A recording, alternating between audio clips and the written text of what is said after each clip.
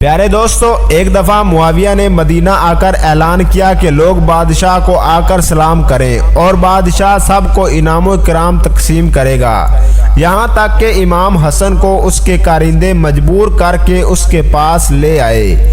امام حسن جب پہنچے تو اس نے ارکان سلطنت سے کہا کہ حسن اس لیے دیر سے آئے ہیں کہ میرا خزانہ ختم ہو جائے، لہٰذا میں نے بھی فیصلہ کیا ہے کہ صبح سے سارا دن جتنا مال سارا اہل مدینہ کو انعام دیا ہے اس سے زیادہ ان کو دوں۔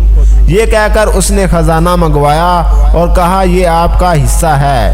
امام جب جانے لگے تو معاویہ کے ایک ملازم نے آپ کی جوتیاں سیدھی کر دیں۔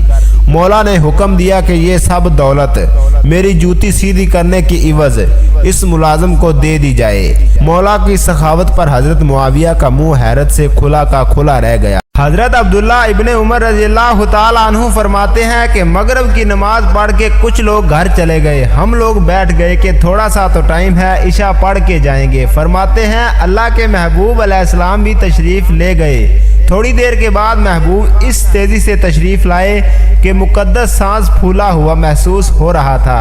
ہم نے عرض کیا یا رسول اللہ، ہمارے ماں باپ قربان، کیا ہوا؟